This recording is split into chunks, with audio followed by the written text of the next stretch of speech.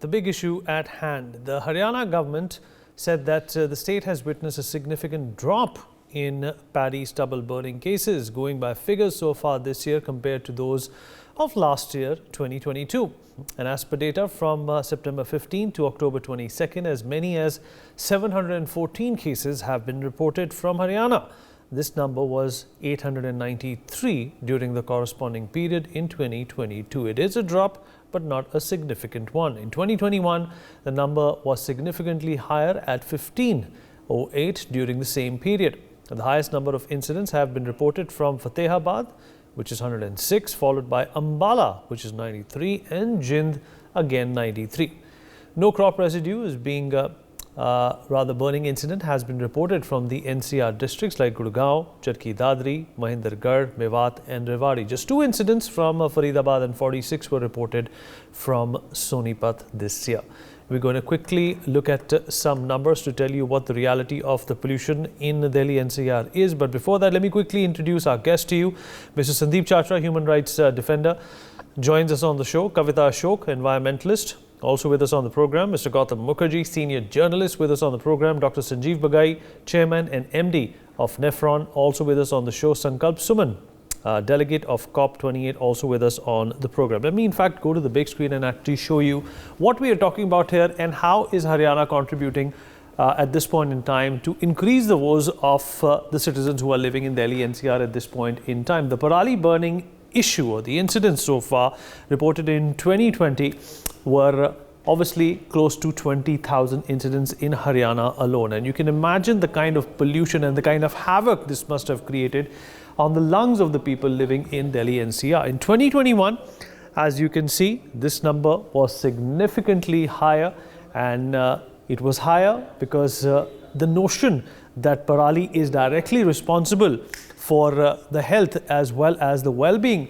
of people living in Delhi NCR was being impacted. In 2022, of course, this figure came down to a large extent, but it is still a very high number as per experts, because even if this number is below 5,000, it is going to continue to in fact impact the health and the lungs of the people who are living in the capital city and of course surrounding areas in UP, Haryana and elsewhere as well. So this is of course the drop that we are talking about, but this needs to go down more. This needs to go down in fact at a level which we are seeing at this point in time, which is 1,224. This is not ideal at this point in time because this is a phenomena which has just started.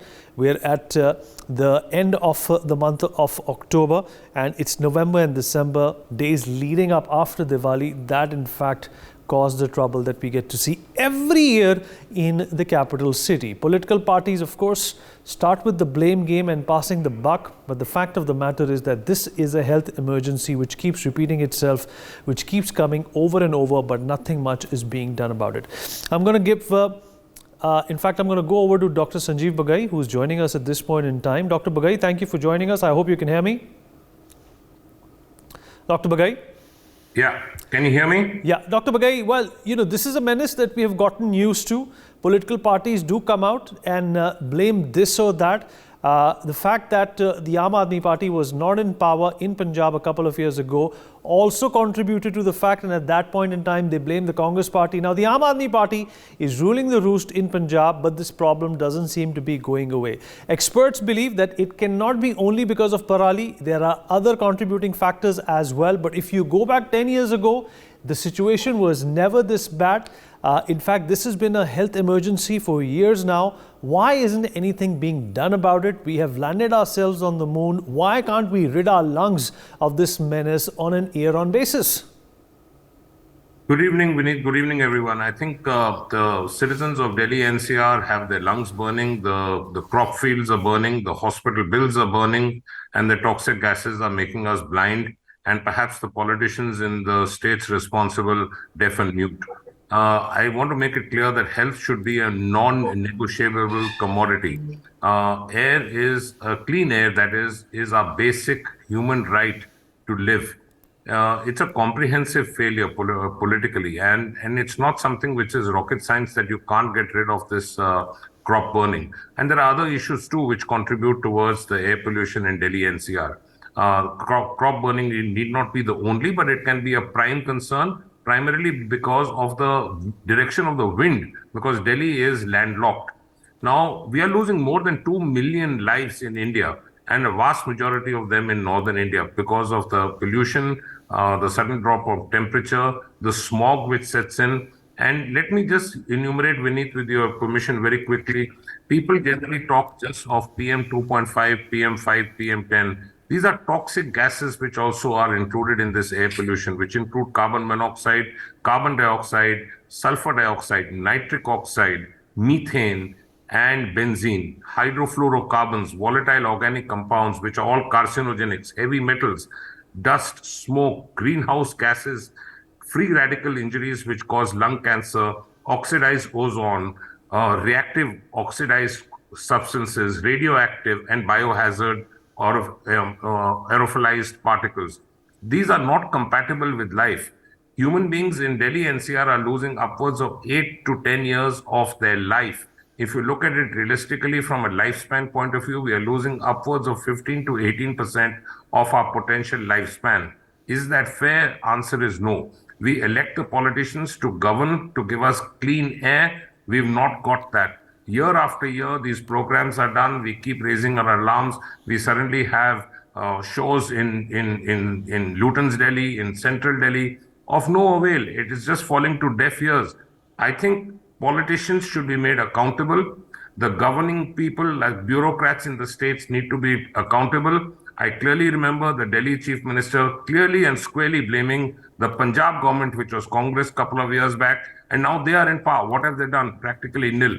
This is only the start of the havoc. This is going to be a huge rock and roll thing as far as healthcare is concerned in the next few months. I dare say a lot of people will be getting chronic asthma, bronchitis. I want to add very quickly, Vineet, there is enough studies which are in Lancet, in Journal of American Medical Association, which have directly correlated. It's a linear graph of PM 2.5, nitric oxide, sulfur dioxide, with regards sudden cardiac arrest, myocardial infarctions, arrhythmias, and sudden cardiorespiratory events. We are talking in terms of losing human lives. This is ridiculous. This cannot be accepted. We need to do something very, very quickly. And we have enough studies from the Indian Institution of Technologies and various environmentalist scientists, good-hearted people, intelligent people in India. I think we need non-politician people to govern this aspect of controlling air pollution. Over to you. Absolutely, you're right. Kavita, Ashok, you know, it seems that the faith that we've been putting in our politicians to resolve this health crisis, this health emergency, is highly and very deeply misplaced. Absolutely, very rightly said, Vineet. I always, feel very sorry for all the people around me in Delhi NCR and even in other parts of India where there's so much air pollution.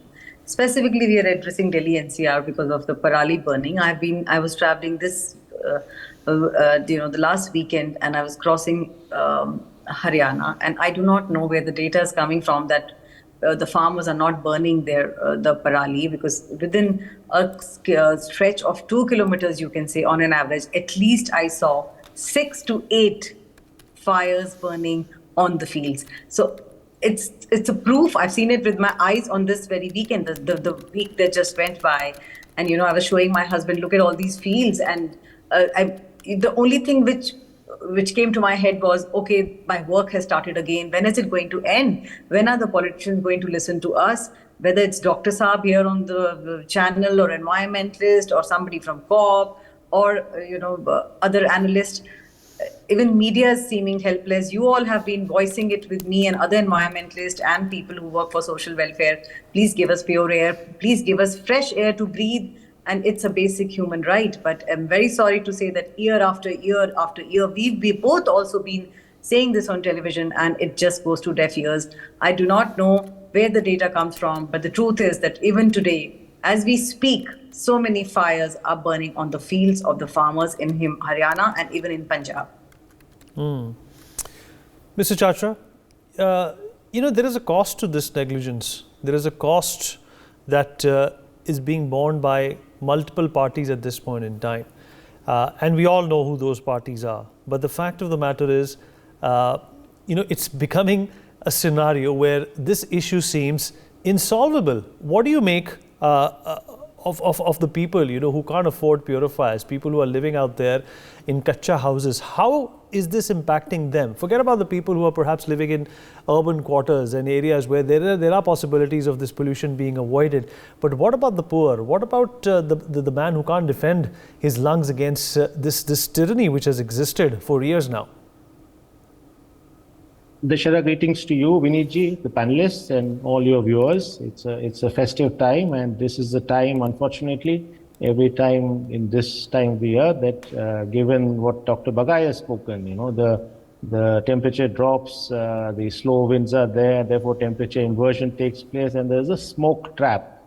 But this is the time we discuss it year on year. At this points to your question. Now, what was being said earlier by Dr. Bagai and Ms. Kavita, I pick it from there. You see, the health cost that Dr. Bagai talked of, and he referred to 8 to 10 years. I mean, we really don't have, of course, the numbers are available more nationally, but we really don't have the air pollution-based health costs in Delhi. And there's an old study of the World Bank, which talks of 9.4 years as per WHO standards. I think things have become probably worse by now. This is a dated study. Economic costs have not been calculated. But as we all know, and what you pointed to, Vinitji, these costs and burdens, the loss and damage is differentially borne. On the economic side, this is most borne by the workers in the working classes of the city called Delhi. Now, these may be construction workers, these may be domestic workers, these may be sanitation workers who do not and cannot afford the kind of protections you spoke of, the air purifiers, not stepping out. So it's a compulsion for them to get out to work. That's one thing I want to say. And we do not have any analysis, any evidence, data-based analysis of what's this differential loss and damage, the costs that people are bearing.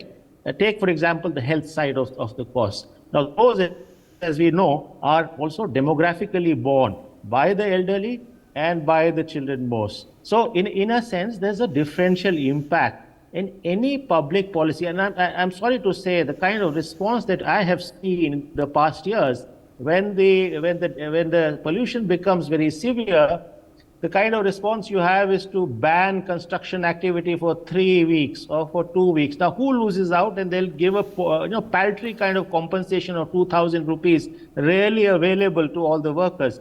So what we are doing is we are essentially transferring the costs of our inaction, the costs of our, sort of policy inaction, political inaction, onto our most vulnerable people, the children, the elderly, the workers of the city. And I think this needs to stop. There are evidence-based studies, Vineet. Dr. Bagai was referring to one. IIT Delhi had a study, and it listed 4 major causes that we know. Essentially, the road dust, essentially the industrial pollution, essentially the question of construction activities, and also it said that vehicular, of course, emissions and so on and so forth. Parali is a seasonal phenomenon. But before I come to the urban side, let me just go to the question of Parali, which is what you started your show with. Now, on the question of Parali, what is Parali? What is stubble burning? It's a compulsion of a particular model of agriculture that we've tried, the intensive green revolution model of agriculture, which basically means that the Kharif rice alternates with the Rabi wheat, Basmati, and then the wheat varieties that are grown in North India. It's not just Punjab or Haryana, it's also Western Uttar Pradesh and also parts of Pakistan. And these are green revolution varieties of agriculture. And what you have is a very, very small transition window.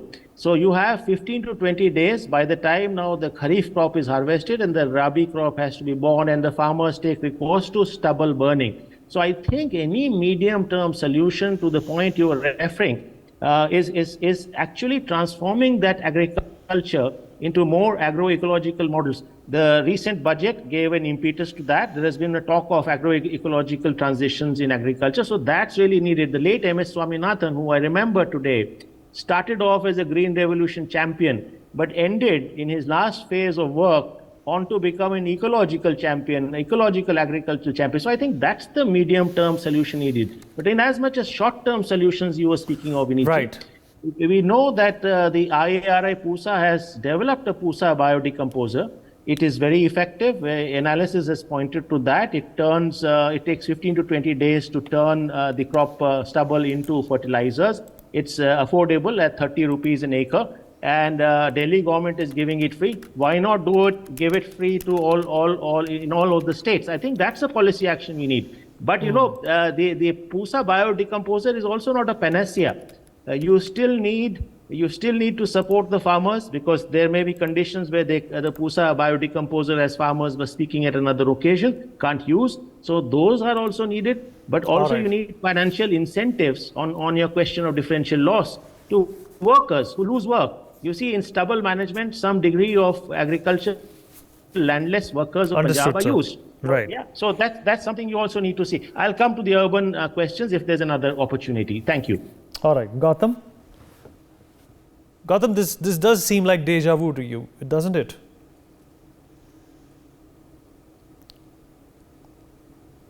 Gautam Mukherjee, if you're there with us.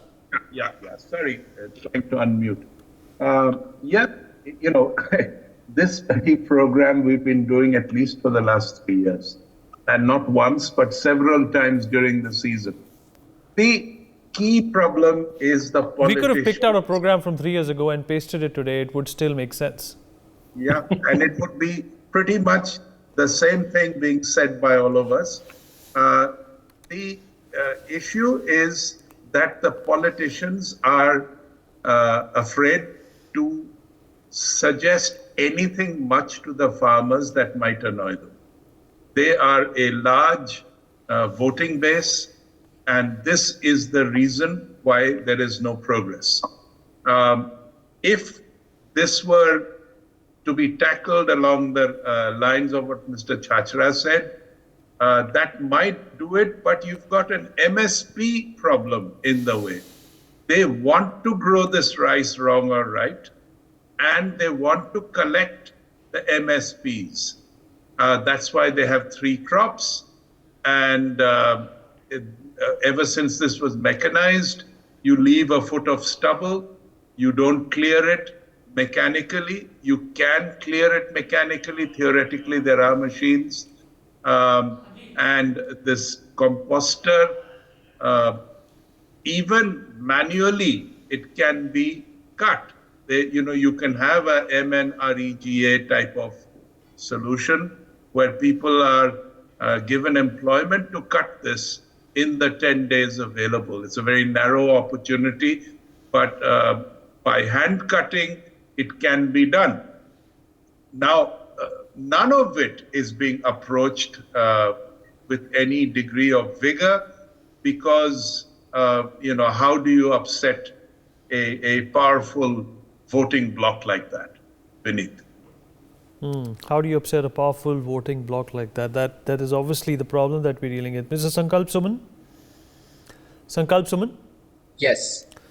Thank you, Vineet, and happy to share out to everyone. Why should the people of Delhi be putting up with this? And Gautam raised another important question. And why does this government, keep finding sympathy despite the problems that it did not inherit? Perhaps it cultivated for itself.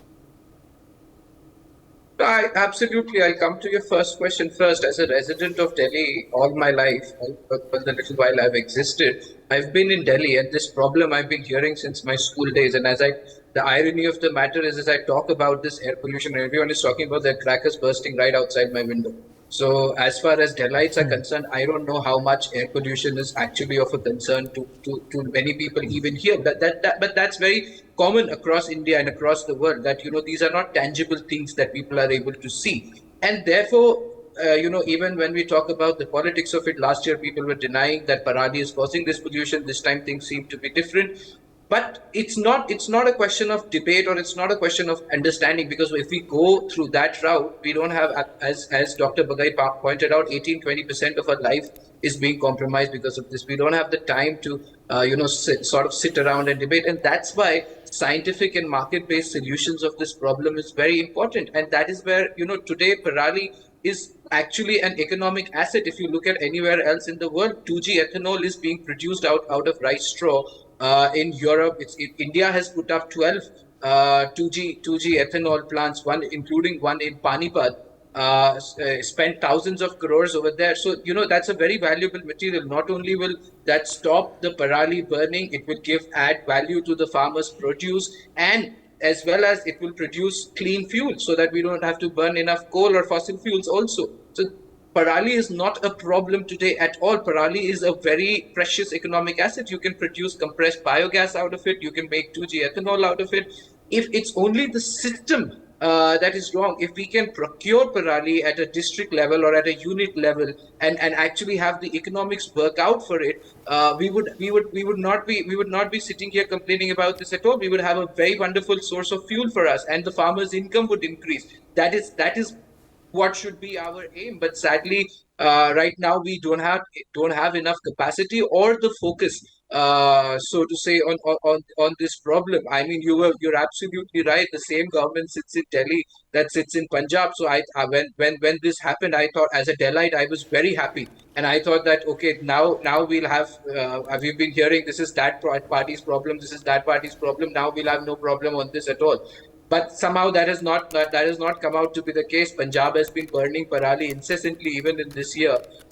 So I think the government should focus on building up market-based solutions where farmers can be. You can find them. A very good example of this would be the Ujjwala Yojana. You can fine people from cooking on wood stoves, but how many times will you send the policeman to their house to check if they're cooking on wood stoves or they're using cleaner fuel? But if you make the gas cylinder free, automatically a lot of people will start using it. That's the kind of market-based solution we require even in this. If you start collecting this parali from the farmers and diverting it to your compressed biogas plants and 2G plants, they would automatically, why would they want to burn it if they can earn money out of it? They're very poor to begin with.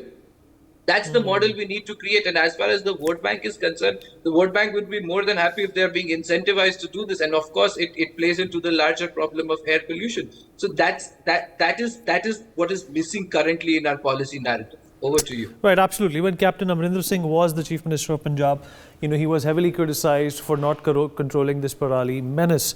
But now the Aam Aadmi Party that controls Punjab hasn't been able to do anything much themselves as well. The problems still persist, and all we hear from these politicians is an issue that they're trying to resolve but somehow are not able to grapple with.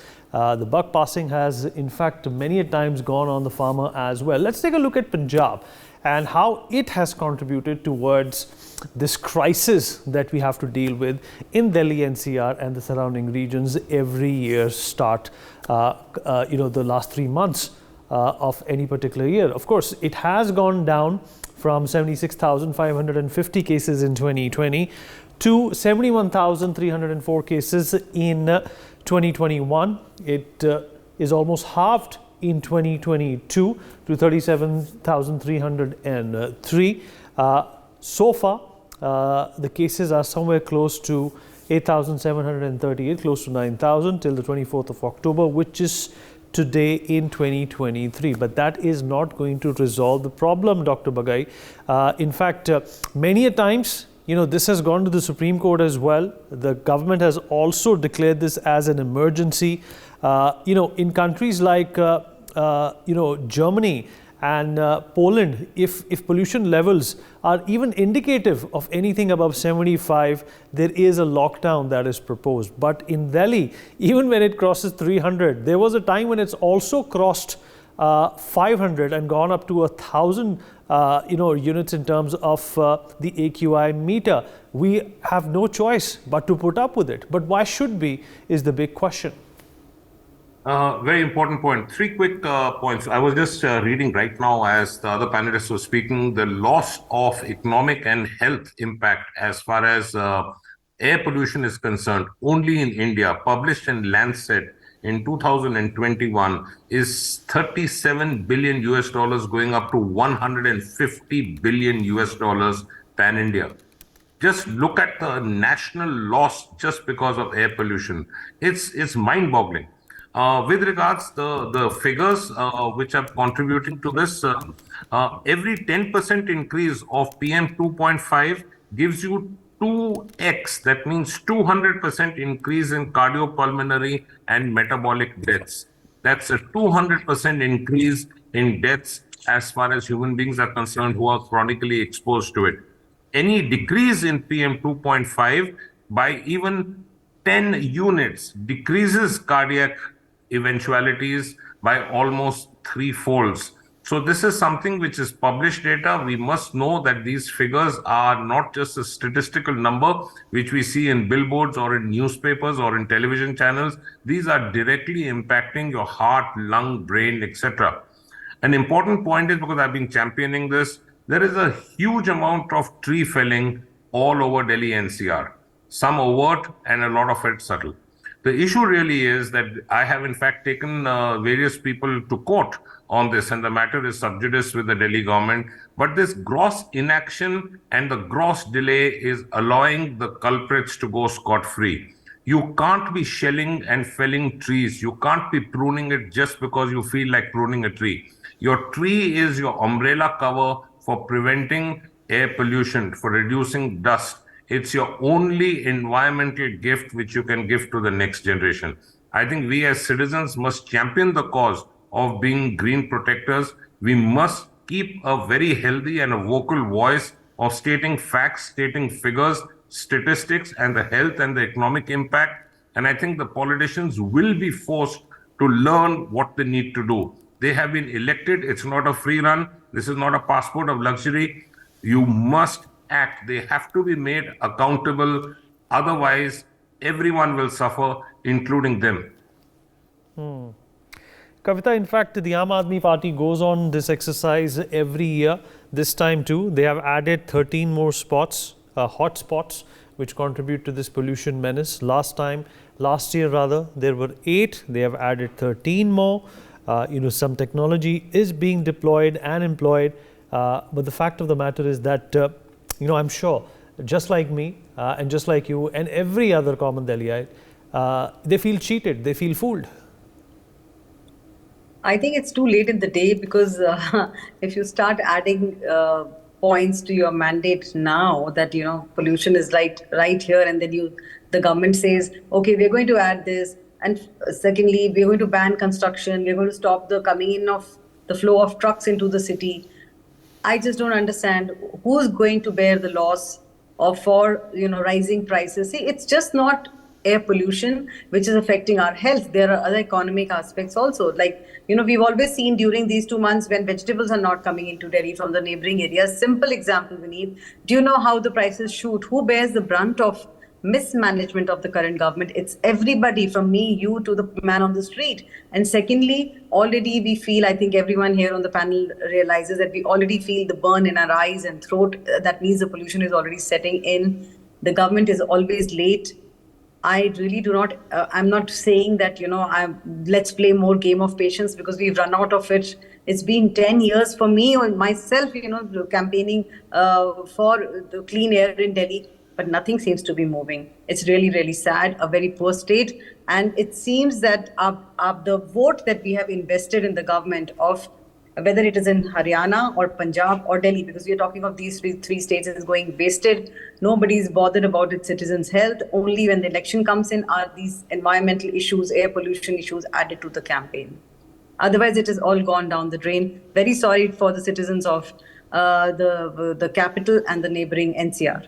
Mr. Chashra, what kind of a citizen charter, can be attributed to this problem, and what kind of a boycott do you reckon is going to knock some sense into the authorities' mind? First thing, I do want to say that there has been incremental but very, very slow and much less than expected progress. See the graded response action program, which came as a result of Supreme Court intervention and then the Central Pollution Control Board. It's actually, sort of pushed it. It's a good program. The problem being, it's not implemented fully in time and year round. Only when AQI levels hit very high, then suddenly we get a knee-jerk reaction. So I do want to say that. I think the National Clean Air Program also needs to be financed better. It's a good initiative. The initiative on the other delegate of COP was there. So the commitment to reduce carbon emissions, which our Prime Minister made at the COP, is a good initiative. The idea of agrarian agroecological transformation, which is embodied and financed very little though in the current budget, are good initiatives. So I'd like to sort of mention it. The problem being, Vinitji, that these are not fully seriously implemented, and also only if it's implemented only in the Delhi, not in the NCR region. So that's one I want to say. पहली बात कि हम पानी बचाएं, दूसरी बात कि हम श्री अन्न या I mean मिलेट्स को खाएं और प्रमोट करें, और तीसरी बात प्राकृतिक खेती की, जो बात हमने अभी यहाँ छोड़ी थी, द नेचुरल फार्मिंग। और मैं बोलूँगा कि ये बहुत ही महत्वपूर्ण है विनीत जी, अगर हमें पारिस्थितिक सभ्यता, इकोलॉजिकल सिविलाइजेशन अगर हमें बनाना है, चाहे वो ग्रामीण भारत में हो, चाहे वो शहरी भारत में हो, ये these are essential components, there is much more to it.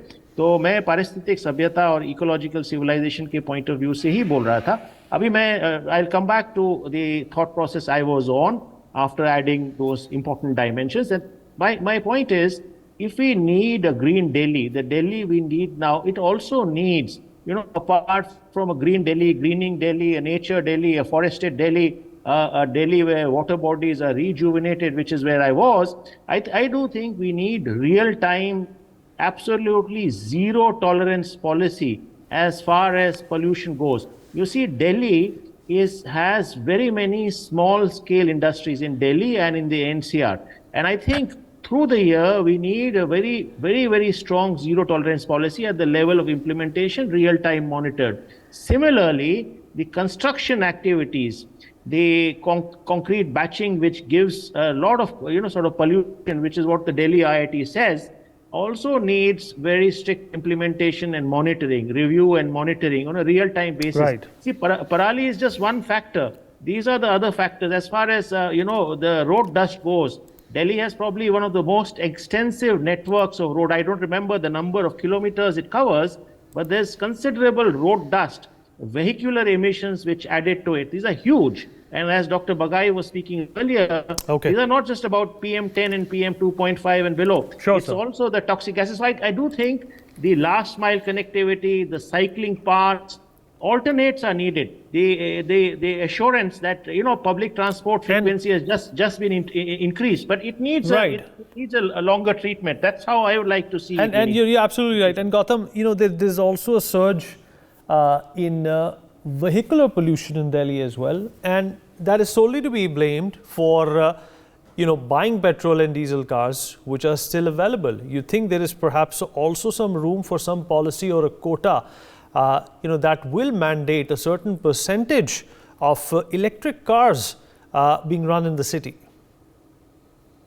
To a certain extent, the buses are being converted. There are a number of government vehicles which are electric. Electric, in my opinion, is by no means a panacea, because as soon as these batteries wear out, one is they're extremely expensive to replace. So the life of your electric car is determined by the battery, which may last 7 or 8 years, and you have to replace it.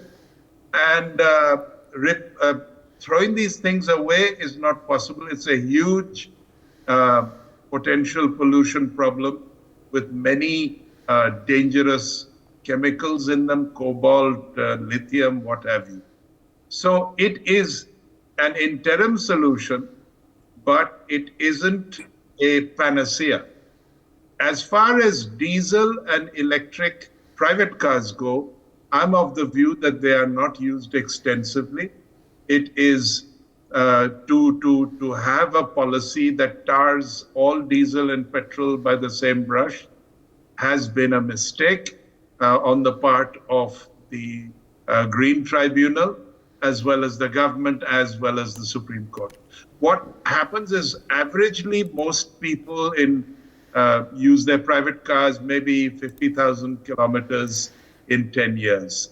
It is hardly the problem. The taxis, the trucks, I can understand, but there needs to be a differentiation between commercial and and private cars.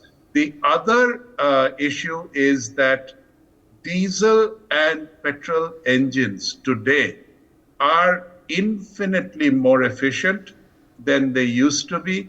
They do not cause the kind of pollution that the Fiats and Ambassadors used to, or even the interim cars that came before 1991 or a few years after that, when you had, oddball marriages, somebody's body with somebody's ancient engine, were put together, the NE118s, the Contessas.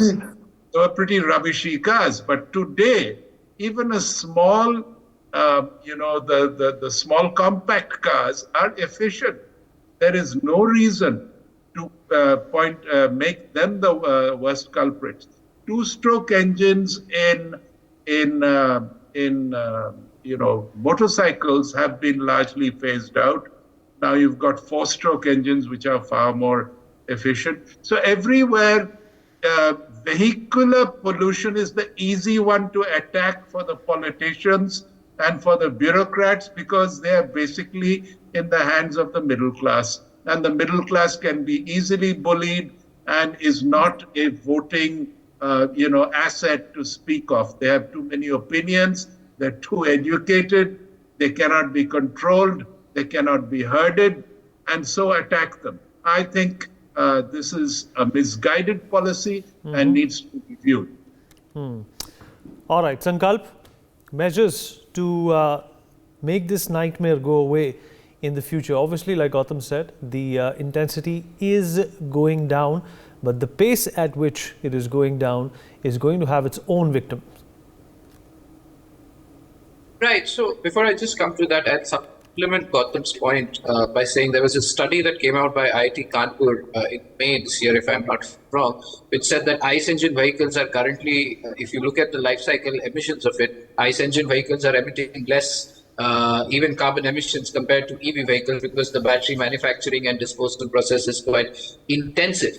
But having said that, ICE engine vehicles are still not the solution. They're part of the problem. That 17 or 16% of our emissions are coming out of transportation, and that's a very big number that we need to combat. And a very good lesson India can take here, and this comes on the onset of Global Biofuels Alliance that the Prime Minister himself launched, is from Brazil. Where the petrol stations themselves have ethanol and gasoline, and people themselves can make the blend. If I want to use 60% ethanol or 70% ethanol in my vehicle, I can actually use that, and that has drastically reduced the air pollution there as well as the carbon emissions. Obviously, we are on that path. We would need to retrofit vehicles, but the Society of Indian Automotive Manufacturers are already working on vehicles that can take a higher than 20% blend of ethanol in them. These are very significant.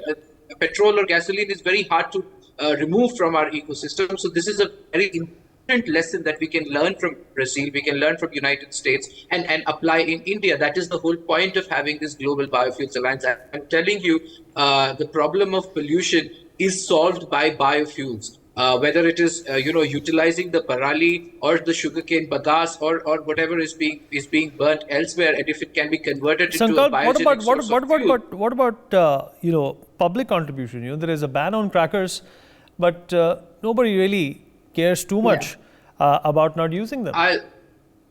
I'll give you my own example. Since the last 6 years, I've been sitting every Diwali on my rooftop with a placard saying 7 million people die every year of air pollution, and people are bursting crackers right on my face. So that's the way the Yep, that's the irony in that. That's the irony in that, but nevertheless, I appreciate your inputs. This is of course a conversation that we'll continue to have, because from what the trends have shown so far in the last days of October, things are only going to get worse from here. Would like to thank all my guests for being a part of this conversation. For more such videos, subscribe to the NewsX YouTube channel, hit the bell icon.